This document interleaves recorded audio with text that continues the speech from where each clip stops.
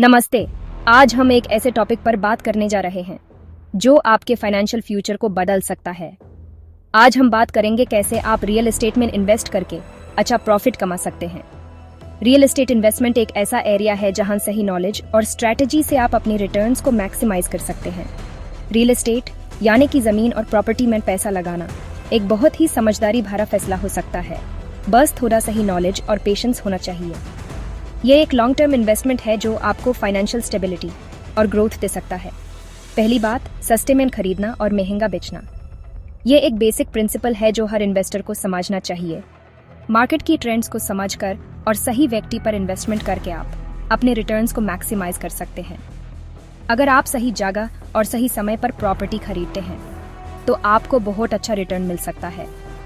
इसके लिए आपको मार्केट की रिसर्च करनी होगी और फ्यूचर ग्रोथ पोटेंशियल को देखना होगा। जैसे ही मार्केट का रेट बढ़ता है, आप अपनी प्रॉपर्टी को उचित दाम पर बेच सकते हैं और प्रॉफिट कमा सकते हैं।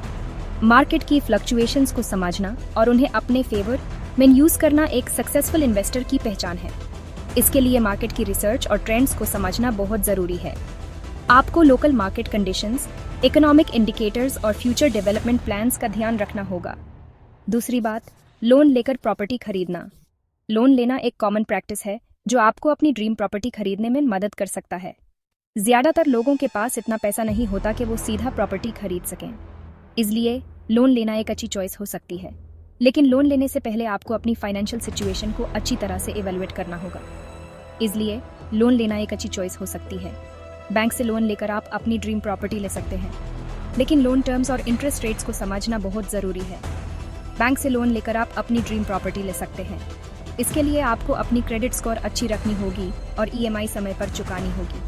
अच्छी क्रेडिट स्कोर से आपको बेटर इंटरेस्ट रेट्स मिल सकते हैं। तीसरी बात, किराए पर देना। अगर आपके पास प्रॉपर्टी है और आप उसे बेचना नहीं चाहते तो आप उसे किराए पर दे सकते हैं।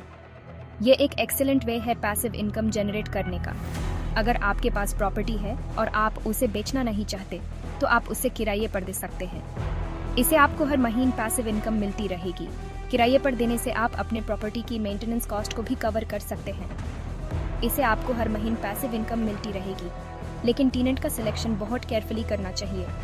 आपको टेनेंट का बैकग्राउंड चेक करना चाहिए और उनके फाइनेंशियल स्टेबिलिटी को वेरीफाई करना चाहिए। बस अपने टेनेंट का अच्छी तरह से बैकग्राउंड चेक जरूर करें और प्रॉपर एग्रीमेंट साइन करें। यह आपको फ्यूचर में किसी भी लीगल इश्यूज से बचाइएगा और आपकी प्रॉपर्टी सेफ रहेगी।